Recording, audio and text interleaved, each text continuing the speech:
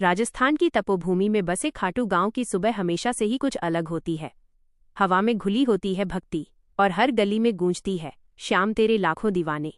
इसी गांव में एक गरीब किसान रहता था, घनश्याम दास। उसके पास जमीन तो थी पर बरसों से सूखा पड़ा था। घर में बूढ़ी माँ थी, बीमार पत्नी और 2 छोटे बच्चे। हर सुबह वो भगवान से यही प्रार्थना करता, हे प्रभु, अब तो दया करो, कुछ चमत्कार हो जाए। पर दिन गुजरते गए और घनश्याम की हालत और बिगड़ती गई। एक दिन थककर उसने कहा, अब तो मैं खाटू धाम जाकर ही देखूंगा कि श्याम बाबा सच में हैं या नहीं।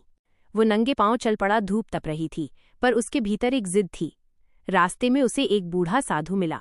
साधु बोला, बेटा कहाँ जा रहा है? घनश्याम बोला, बाबा खाटू जा रहा हूँ, सुना है वहाँ श्याम जी रहते हैं, शायद मेरी सुन ले। साधु मुस्कुराया, श्याम सबकी सुनते हैं, पर पहले देख, तू अपने भीतर का भरोसा न खो देना। ये कहकर साधु ने उसे एक छोटा सा नीला पत्थर दिया और कहा, इसे संभाल कर रखना, ये तेरा भाग्य बदल देगा।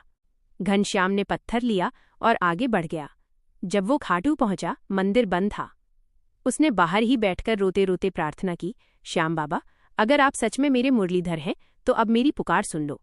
रात गहरी हुई, वो वहीं सीढ़ियों पर सो गया। सपने में एक सुंदर युवक आया, सिर पर मोरपंख, नीलवर्ण शरीर और मुस्कुराता चेहरा। उसने कहा, घनश्याम, जो पत्थर तुझे मिला है वो कोई साधारण पत्थर नहीं, वो मेरे चरण का चिन्ह है। इसे अपने खेत में गाड़ दे और कल सूर्योदय के बाद वहां हल चलाना। सुबह घनश्याम ने वैसा ही किया।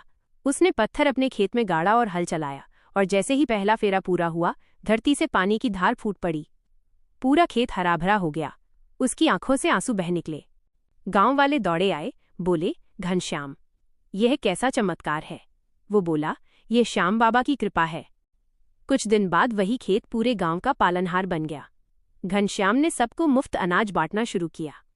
मंदिर में चढ़ावा चढ़ाया और उस पत्थर को जाकर श्याम जी के चरणों में रख दिया।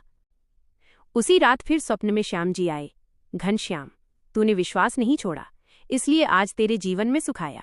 याद रख, जब तक श्रद्धा है तब तक मैं पास हूं। उस दिन से गांव के हर घर में ये भजन गूंजने लगा, खाटू में है दरबार बड़ा, जो जाए वो खाली न लौटे कभी। और कहते हैं, आज भी जो सच्चे मन से श्याम बाबा को पुकारता है, उसे घनश्याम दास की तरह उनकी लीला देखने को मिल जाती है।